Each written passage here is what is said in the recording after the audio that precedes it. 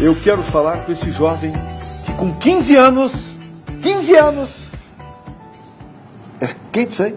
É verdade. Como é que você conseguiu entrar com 15 anos na faculdade? É que eu entrei muito cedo na escola, entrei com 4 para 5 anos na primeira série, fiz todas as séries normalmente, concluí o ensino médio, passei no vestibular com 15 e comecei a graduação com 15. E acabei me formando com 20 daí. Já está com 21, agora está velho. 21, agora é quase aposentado. Legal, trabalho no Tribunal de Justiça. Sim, sim. E você como historiador, você vai fazer palestras, né, sobre o Foro de São Paulo. Eu quero que você explique o que é o Foro de São Paulo, que se fala tanto em rede social, o Foro de São Paulo e tal. Sabe o que é o Foro de São Paulo? Não. Não sabe. Sabe o que é o Foro de São Paulo?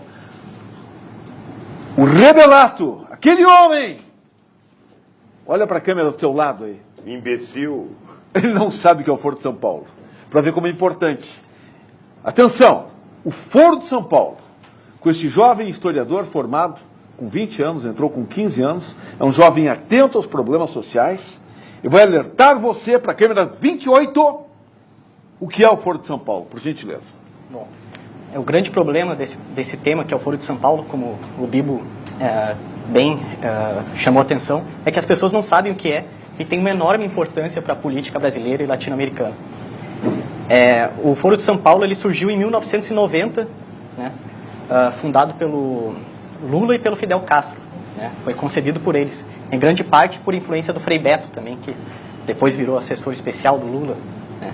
E a ideia era justamente unir todas as esquerdas da América Latina, supostamente contra um avanço do neoliberalismo e do imperialismo norte-americano. Né.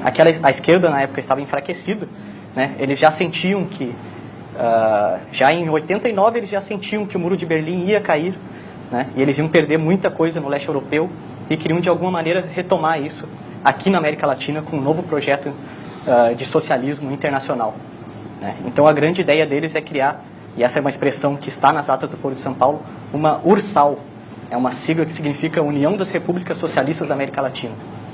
Esse é um projeto deles, mas o mais comum é eles chamarem de Pátria Grande. Né. Então a ideia, o Foro de São Paulo em 90 poderia até não ser algo tão relevante, mas o fato é que hoje a maioria dos presidentes eleitos da América Latina faz parte do Foro de São Paulo e foram formados nessa mentalidade e com esse projeto político. E a maioria das pessoas não sabe disso. Eu gostaria também que você colocasse os países que estariam nesse Foro de São Paulo. Claro. Atenção! O Foro de São Paulo ele integra muitos partidos, né?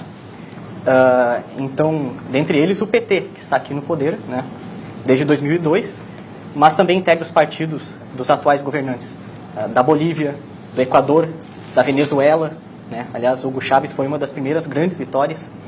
Cabe lembrar que em 90, quando começaram, o único governante do Foro de São Paulo que estava no poder era o Fidel Castro, né? Um governante, aliás, que dificilmente se pode chamar de democrático, embora o discurso todo do Foro de São Paulo fale em democracia, né?